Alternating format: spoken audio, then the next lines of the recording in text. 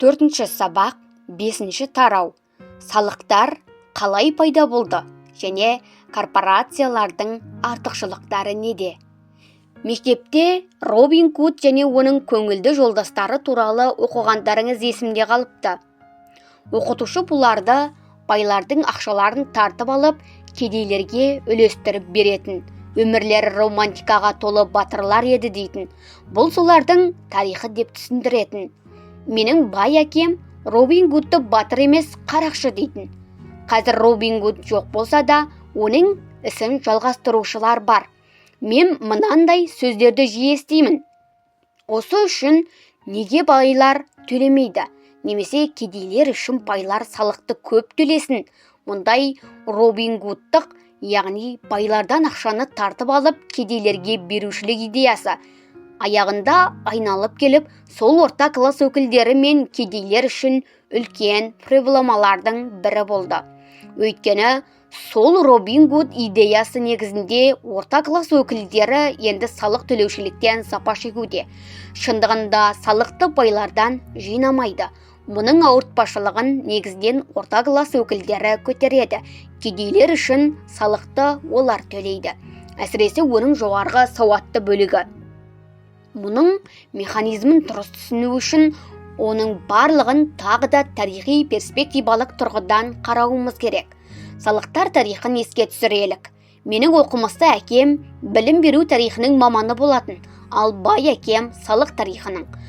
Бай әке сіз бізге, май екеумізге алғашқы кезеңде Англияда және Америкада салық болмаған деп түсіндіретін. Кей уақытта соғыс шығындарын өтеу үшін уақытша ақша жиналатын. Король немесе президент үндеу салып, әр адам өз үлесін қосуды сұрайтын. Мысалы, Англияда 1799-1816 жылдары Наполеонмен соғыс үшін салық жиналған, ал Америкада 1861-1865 жылдардағы азамат соғысы кезеңінде. Ақырында Англия 1874 жылдан бастап тұрақты салық төлеуді өмірге енгізеді. Америка 1913 жылы өз конституциясына 16-шы өзгерісті енгізіп, табыс салығы төлеуді тұрақты түрге айналдырады. Дегенмен, Англияда да, Америкада да өз азаматтарының салықты тұрақты түрде төлеу қажеттілігіне көздерін жеткізу үшін 50 жыл уақыт қажет болған. Бұл тарихи деректер салық түрлері тек қана байлардан ғана алынсын дегенді көрсетпейді. Бай әке нақ осы жағдайға біздің назарымызды аударды. Оның түсіндіруінше, салықтар идеясы кең таралып, халық тарапынан қолдау тапқан себебі. Кедейлер мен орта класс өкілдеріне салық төлеушілік байларды жазаға тарту үшін енгізіледі деп түсіндірген. Міне, сондықтан халық осы заң үшін дауыс беріп, оны конституциялық күші бар түріне айналдырған. Алайда заң байларға қарсы қабылданғанымен, кедейлер мен орта класс өкілдері осы заңды қолдан дауыс бергендерімен ақырында өздеріне қарсы қабылданған болып шығады. Мемлекет ақшаның түсе бастағанын көрген соң, оның араны ашыла түсті дейді бай әке. Біз сенің әке екеуміз қарама-қайшылықтамыз. Ол мемлекеттік бюрократ, ал мен капиталистпін. Біз ақша табамыз және өз жетістіктерімізге қарама-қайшылықты тәсілдермен қол жеткіземіз. Мысалы, ол ақшаны ақша шығарып, адамдарды жалдау арқылы табады. Ақшаны көп жұмсап, көп адам басқарған сайын оның мекемесі үлкейе түседі. Мемлекет құрылымында неғұрлым кәсіпорындар мен мекемелер үлкен болса, сол ғұрлым оның қадірі арта түседі. Ал менің мекемеде инвесторлар неғұрлым адамдарды аз алып және сол ғұрлым оларға аз ақша жұмсағаным үшін мені қадірлейді. Міне, сондықтан мен мемлекеттік шенеуніктерді жақсы көрмеймін. Олардың мақсаттарының көпшілігі іс адамдарының мақсаттарынан үлкен айырмашылықтары бар. Мемлекет үлкейген сайын оған сондай көп ақшалар қажет бола бастайды. Біз оны салықтар түрінде төлейміз. Менің оқымысты әкем мемлекет адамдарға көмектесуі керек деп шынайы сенетін. Ол Джон Кеннедиді және оның бейбітшілік корпусы атты, яғни американдық еріктілерді даму жолындағы елдерге жұмысқа жіберу идеясын жақсы көретін. Мұның оған ұнағаны соншалықты, ол мамам екеуі осы бейбітшілік корпусына мүше болып кіріп, Малайзия, Таиланд және Филиппин елдерінде еріктілерді дайындауға атсалысты. Білім беру бөліміне және бейбітшілік корпусына адамдарды көптеп тарту мақсатында ол бюджетке гранттар мен ақшаның көп түсушілігіне құлшыныс жасайтын. Бұл оның жұмысы еді. Мен 10 жасымнан бастап бай әкеден мемлекеттік шенеуніктер жалқау, ұрылар дегенді ести бастадым. Ал керісінше кедей әкем байлар, сараң, алаяқтар, оларды көп салықтар төлеуге мәжбүр ету керек дейтін. Бір себептен екеуінікі де дұрыс еді. Бірі қаланың ірі капиталисі, әкеме жұмыс істеп, кешке қоғам қайраткері, өз әкеме оралу маған оңай емес еді. Қайсысына сену керек? Дегенмен, салықтар тарихын зерттесек, қызық тенденциялардың барлығын көреміз. Мен жоғарыда атап өткенімдей, салықтар туралы заңның қабылдануы көпшіліктің Робин Гудтық экономикалық теорияға сенгендігі еді. Яғни, байлардан барлығын тартып алып, қалғандарына бөліп беру идеясы. Оның проблемасы мынада. Мемлекеттің аранының ашылғаны соншалықты салықты орта класс өкілдерінен де алуға тура келеді. Бүгінгі күнге дейін оның шекарасы әлі төмен қарай түсуде. Ал байлар бұдан бірден өздеріне жаңа мүмкіншіліктердің бар екенін көреді. Олар енді бұрынғы ескі ережелермен ойнамайды. Жоғарыда айтылғандай, сол уақыттың өзінде байлар корпорациясы құруды үйренген еді. Меншіктің бұл түрі әсіресе әскери теңіз флотын құру кезеңінде кең тараған болатын. Бай адамдар әр саяхат сайын күрделі салымдардың жойылып кету қаупін азайту үшін корпорациялар құрған. Саяхаттарды қаржыландыру мақсатында олар өз ақшаларын корпорацияға біріктірген. Одан кейін корпорациялар жаңа жерлерден асыл қазыналарды алып келу үшін арнайы командаларды жалдаған.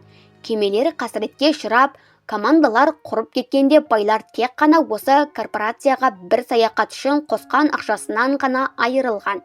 Төмендегі схемада корпорацияның жеке адамның қаржылық есебінен қалай шығатындығы көрсетіледі. Схемада көрсетілгендей. Корпорация идеяларының құқықтық негізі байларға, кедейлер мен орта класс өкілдеріне қарағанда басымдылық береді. Мені екі әке тәрбиеледі. Социалист және капиталисті. Капиталистің қаржы жөніндегі философиясының ойға қонымды екенін тез түсіндім. Ал социалисттер болса, ақыр соңында қаржылық білімдерінің жетіспеушілігінің салдарынан өз-өздерін жазалайды деп шешті. Байлардағының барлығын тартып аламыз деп қиқу салатындар не ойлап тапса да, байлар оларды алдап кететін жолды табады. Міне, сондықтан салық төлеу ақырында орта класс өкілдерінің үлесіне деген еді. Байлар зерделі қауымның көпшілігінің қаржы туралы ештеңе деп білмейтіндіктерін пайдаланып алдап кетіп отырған. Барлығын алдап кетуді байлар қалай жүзеге асырған? Байлардағылардың барлығын тартып аламыз деген салық өмірге енгенде мемлекет қазынасына ақша құйыла бастайды. Бас кезінде барлығы да риза болады. Сөйтіп, ақша мемлекеттік қызметшілерге және байларға түсе бастайды. Қызметшілер ақшаны еңбекақы және зейнетақы түрлерінде, ал байлар өздерінің заводтары мен фабрикалардың мемлекетпен келісімшарт жасау түрінде мемлекет үлкен көлемдегі ақшаның иегері болады. Бірақ бұдан қаржыны қазыналық басқару қиындығы туындайды. Бұл ақша ағымының қолайлылығын тоқтатқандаймен бірдей болады. Басқа сөзбен айтқанда, мемлекет шенеуніктерінің тарапынан ақша артықшылығынан қашқақтау деген сөз. Егер де сіз бөлінген қаржыны игере алмасаңыз, онда келесі бюджетте ол сізге берілмеуі де мүмкін. Мұндай экономика үшін сізді ешкім де мақтамайды. Ал бизнесмендер болса мұндай жағдайға қуанышты болады. Себебі, егерде оларда артық пайда болса, өндірістері одан әрі тиімді жұмыс істейді. Дегенмен мемлекетке көп ақша жұмсауға тура келеді. Сондықтан ақша сұранымы арта түседі.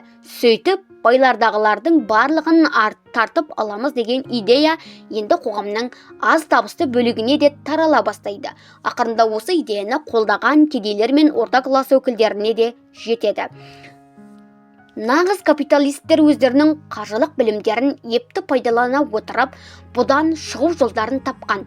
Олар корпорациялық қорғау тәсіліне қайта оралған. Сөйтіп, өз мүдделерін қорғау мақсатында корпорациялар құрған. Жұрттың көпшілігіне корпорацияның не екені белгісіз. Бұл шындығында өмірде жоқ көрініс. Еш мемлекеттік тіркеу агенттігінен өтіп, бір заңгердің кеңсесіне жатқан бірнеше парақ қағаздардан тұратын жай папка ғана. Маңдайшасына корпорация аталымы еленген кішкене бір ғимарат, не фабрика немесе адамдар тобы емес. Бұл тек қана заңды құжат арқылы құралған жансыз заңды тұлға. Тұрақты салық туралы заңның пайда болғанынан бастап корпорацияны құру кең тарала бастайды. Оның себебі корпорация табысынан алынатын салық жеке тұлғалардан алынатын салық көлемінен кем. Оның сыртында жоғарыда айтылғандай кейбір шығындарды салық төленгенше өз ішінде жабуға болады. Байлар сөйтіп тағы да ұтымды жағдайда қалады. Байлар мен кедейлердің арасындағы бұл соғыс 100 жылдан бері жалғасуда. Байлардағылардың бәрін аламыз деп айғайлаушы тобыр байлармен әлі күресуде. Жаңа заң қабылданғанда соғыс әрқашан болады. Бұл ғұмыр бойы солай болады. Мұның проблемасы сол. Кімнің қолында нақтылы ақпарат жоқ, сол қашанда ұтылады.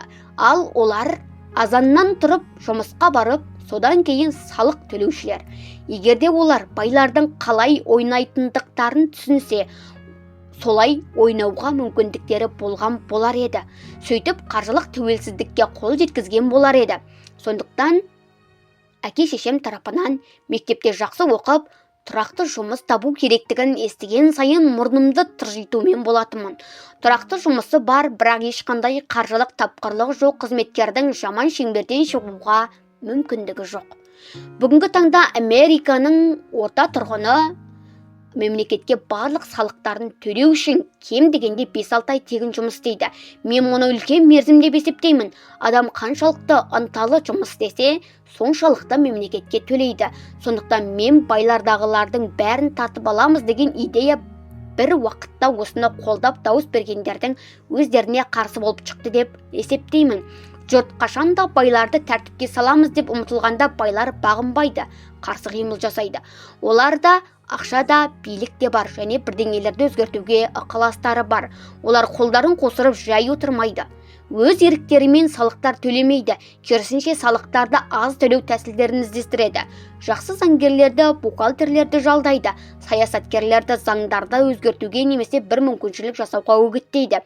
Бұған оларда қаржы бар. ақш-тың салық кодексінде салықтан үнемдеушілік жасайтын басқа жолдары да бар.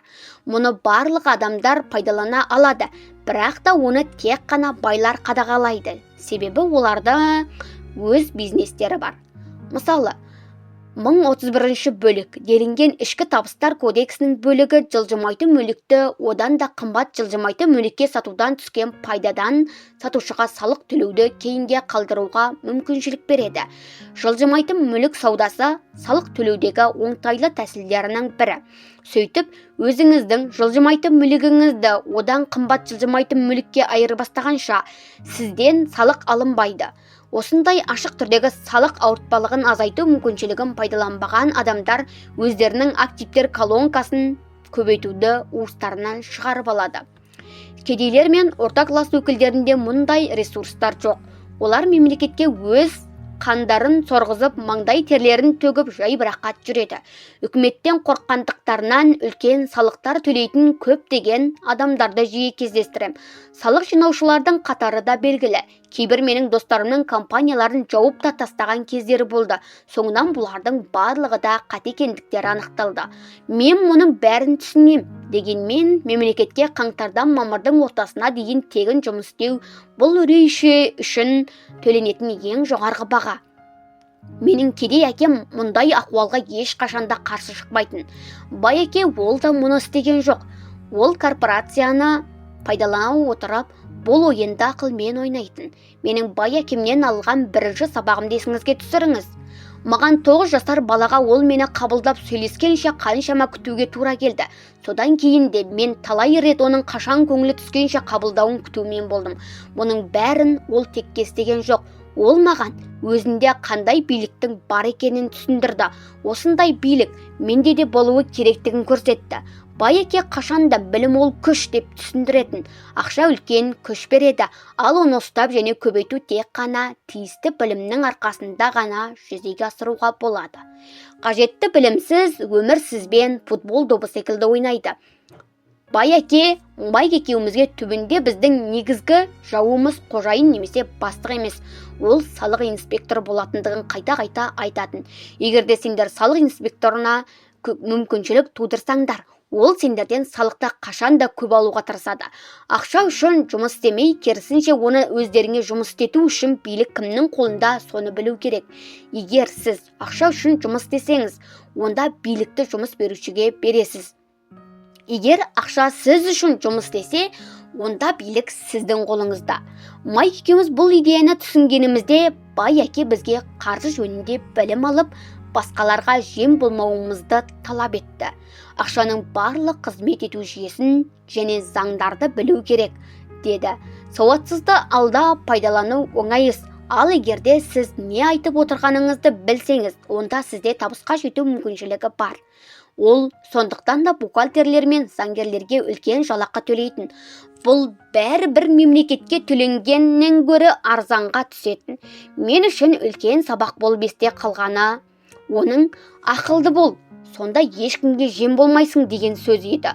Ол заңды білетін себебі ол заңдылықты қастерлейтін адам еді. Егер заңдылықты білмесе, ол мұндай дәрежеге жетпеген болар еді.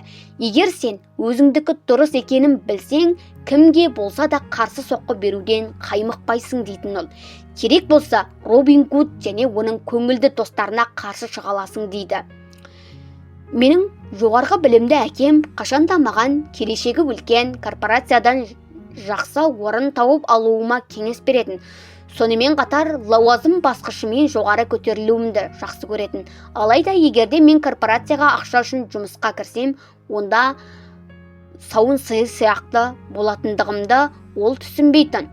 Бұл кеңес туралы бай әкеге айтқанымда ол мырс етті де айтқаны: өткенше ол басқышты емденсе қайтеді деді. Бала кезімде бай әкенің корпорация менің өзіме қарсы қаруы керек дегенін түсінбейтінмін. Бұл идея маған ол уақытта тіпті мүмкін емес, әрі өзі қорқынышты еді. Ол мені қызықтырған мен балаға корпорация қалай қарайды және оған ересек адамдардың қалай жұмыс істейтіндіктерін елестету қиын болатын. Егерде менің бай әкем болмағанда мен сөз жоқ оқымысты өз әкемнің кеңесін қолданған болар едім. Егерде бай әке анда-санда корпорацияны емдену керек деп ой салып отырмағанда, мен басқа жолмен кеткен болар едім. Бірақ мен 15-16 жасқа келгенімде оқымысты әкемнің айтқан жолдарымен жүрмейтінімді білдім. Мен оны қалай істейтіндігімді әзір білмегенмен, өзімнің класстас достарымның көпшілігінің қалаған бағыттарымен жүрмейтіндігімді анық білдім. Бұл шешім менің өмірімді түбегейлі өзгертті. Мен 20 мен 30 жастың аралығында бай әкенің берген сабақтарын нақтылы түсіне бастадым. Мен әскердегі қызметімді аяқтап, Кегок компаниясына жұмысқа орналастым. Көп ақша таптым, бірақ әр ай сайын еңбекақы шегін қолыма алғанда көңілім қалатын. Төлемдер де жеткілікті еді. Жұмысты көп істеген сайын олар да шапшаңдықпен. Ақырында бастықтар қызмет бабында менің өсетіндігімді, жалақыға қосымшалар төлейтіндігін туралы айта бастады. Мұны есту мен үшін әрине қуанышты еді. Дегенмен бай әкемнің кімге жұмыс істеп жүрсің, кімді бай қылмақсың деген сөздері басынан шықпай қойды. 1974 жылы Кегок компаниясында жұмыс істеп жүріп, мен өзімнің бірінші корпорациямды құрдым. Сөйтіп өз ісімді бастадым. Менің активтер колонкамда бірнеше пункттер бар еді. Енді мен бұлардың мөлшерін көбейтуге кірістім. Еңбекақыдан алынып төленетін төлемдер көрсеткендей, бай әкенің бізге ғұмыр бойы айтқандарының қаншалықты шындық екені айқын еді. Егерде мен оқымыста әкемнің кеңестерін басшылыққа алғанымда мені не күтіп тұрғанын сездім. Жұмыс берушілер көп жағдайда жұмыскерлеріне өз бизнестеріңді ашыңдар деп кеңес бермейді. Өйткені бұл олардың ісіне зиянын тигізеді деп есептейді. Әрине, кейбір жағдайларда бұл әділетті, алайда мен барлық зейінімді өз ісіме бағыттап активтер сатып ала бастағанымда, мен жұмысты одан да ынталы істей бастадым. Сөйтіп, менің алдымда нақтылы мақсат тұрды. Жылжымайтын мүлік сатып алу үшін ақша жинау мақсатында мен жұмысқа ерте келіп және үлкен жігермен жұмыс істеуге кірістім. Габаяда бұл кезеңге нағыз дағбыр, яғни бум басталып, яғни байлық жасауға мүмкіндіктер туған еді. Мен мұны жақсы түсінген сайын көшірме жасайтын аппаратты көбірек сата бастадым. Оларды көп сатқан сайын көп табыс таба бастадым. Әрине, менің жалақымнан салықта көп алына бастады. Бұл маған шабыт берді. Бұл тұзақтан шығу үшін одан да шабытты жұмыс істедім. 1978 жылы мен компанияның сауда агенттерінің бірінші бестігінде еніп, талай рет бірінші орынды жеңіп алдым. Енді егеуқұйрық жүгірісі шеңберінен шығуды армандадым. 3 жылдың ішінде мен өзімнің жылжымайтын мүлікке мамандандырыла бастаған кішкентай жеке корпорациямнан табысты Кегок компаниясындағы табысымнан артық таба бастадым.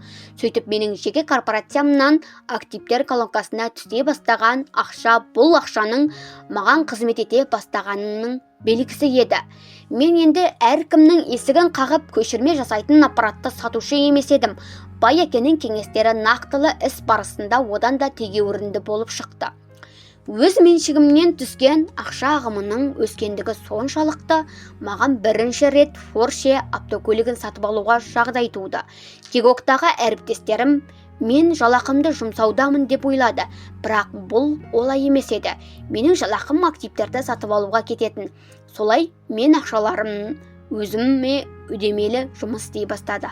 Активтер колонкасындағы $1 жұмыскер болып, жұмыскерлердің көбеюлеріне ықпал етіп, қожайынына салық алынбайтын жаңа Porsche сатып алуына қолын жеткізді. Кегок компаниясына үлкен тырысушылықпен жұмыс істедім. Жоспар іске аса бастады. Оның куәсі менің сатып алған жаңа машинам.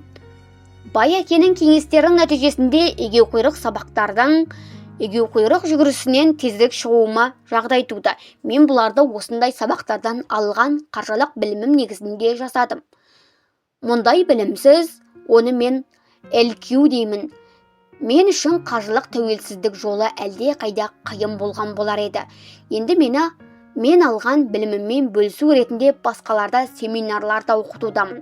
Қаржылық LQ бұл барлық салаларға қатынасы бар білім жиынтығы екенін оларға айтудан жалықпаймын. Біріншіден, бұл бухгалтерлік есеп, мұны қаржылық сауаттылық деймін. Бұл өз империясын құрушылар үшін қажетті дағды болуы шарт. Көп ақшаға жауапты бола бастаған сайын одан әрі дәлдікпен нақтылы есеп талап етіледі. Олай болмаса, салып жатқан үйіңіздің тас тапқаны шығады. Қаржылық сауаттылық бұл қаржы есебін оқу және түсіну. Ол көрінген бизнестің әлді де әлсіз де жерлерін көрсетеді. Екіншіден, инвестициялар салуды білу. Мұны мен ақшаны қалай жасайтындығы туралы ғылым деймін. Ол қажетті стратегиялар мен формулаларды қамтиды. Шығармашылық бастама керек. Үшіншіден, ол нарық білімі туралы. Бұл ұсыныс және сұраныс ғылымы. Нарықтың эмоциясымен басқарылатын техникалық аспектілерін білу қажет. Нарықтың тағы бір факторы. Бұл негізгі немесе бір сөзбен айтқанда экономикалық тиімділігі. Ағымдағы нарық жағдайында көрінген капиталдық салымның маңызы бар ма? Әңгіме осында. Көп адамдар инвестиция тұжырымы және нарық экономикасы балалар үшін өте күрделі деп есептейді. Бірақ олар балалардың мұны инстинкті түрде білетіндіктерін түсінбейді. Жұмыс берушілер көп жағдайда жұмыскерлеріне өз бизнестеріңді ашыңдар деп кеңес бермейді. Өйткені бұл оларды ісіне зиянын тигізеді деп есептейді. Әрине, кейбір жағдайларда бұл әділетті. Алайда мен барлық зейінімді өз ісіме бағыттап, активтер сатып ала бастағанымда, мен жұмысты одан да ынталы істей бастадым. Төртіншіден, ол заң. Егер де сіз Өз корпорацияңызды бухгалтерлік іс, инвестиция және нарық негізінде құрып, оған заңдылықты қоса білсеңіз, онда ол тез аяғынан тұрып кетеді. Корпорацияның тиімділігін салық төлеу тұрғысынан және оның заңды түрде қорғалатындығын жақсы білген адам басқа қызметші немесе ұсақ бизнес иесінен бұрын тез байып кетуіне жағдайы мол. Бұл жаяу жүрген адаммен самолетпен ұшқан адамның айырмашылығындай, байлықтың ұзақ мерзімді болашағы тарапынан да бұл өте маңызды. Салық төлеудегі артықшылығы. Корпорацияның бір адамның қолынан келмейтін істерді атқаратын көптеген мүмкіншіліктері бар. Мысалы, салық алынғанға дейін шығындарды төлеп тастау. Егер де сіздің қомақты активтеріңіз немесе өз ісіңіз болмаса, мұндай бөлек және өте қызықты білім саласына онша тереңге барудың қажеттілігі жоқ. Себебі, қызметшілер ақша табады, олардан салық ұстайды, сөйтіп қалғандарына өмір сүруге тырысады. Корпорация табыс табады, мүмкіншілігінше бәрін жұмсайды, содан кейін қалғанынан ғана салық төлейді. Бұл байлардың салық төлеудегі ең үлкен айлаларының бірі. Егер сізде жақсы табыстар әкелетін инвестициялар көзі бар болса, онда корпорацияны тез құрып қолдануыңызға болады. Сот істерінен қорғау. Сіздің қоғамда соттасуды жақсы көреді. Жалпы біздің қоғамда соттасуды жақсы көреді. Сіздің дастарханыңыздан әркім әйтеуір бірдеңе алғысы келеді. Ал бай адамдар өздерінің активтерін кредиторлардан қорғау үшін өз байлықтарының үлкен бөліктерін корпорациялар мен трестер арқылы жасырады. Егерде біреу байды сотқа берсе, оны толып жатқан жүйелі заң жүзіндегі қорғаушылықпен кезігеді. Сөйтіп байдың есебінде ештеңе жоқ екендігіне көзі жетеді. Ол бәрін басқарады, бірақ өз атында одан іліп аларлық ештеңе жоқ сияқты болып көрінеді. Кедейлер мен орта класс өкілдері өздерінде барлығының болғанын жақсы көреді, бірақ олар өз мүліктерін мемлекеттің немесе сот шешімінің талаптары бойынша бірінші кезекте-ақ пәледен аулақ деп таратып беруге даяр. Байлардан тартып алып кедейлерге беріңдер дегенге олар Робин Гуд кезеңінен бастап үйренген. Бұл кітапта мен корпорацияны қалай басқару керектігіне топшылаймын, бірақ мынаны айтамын.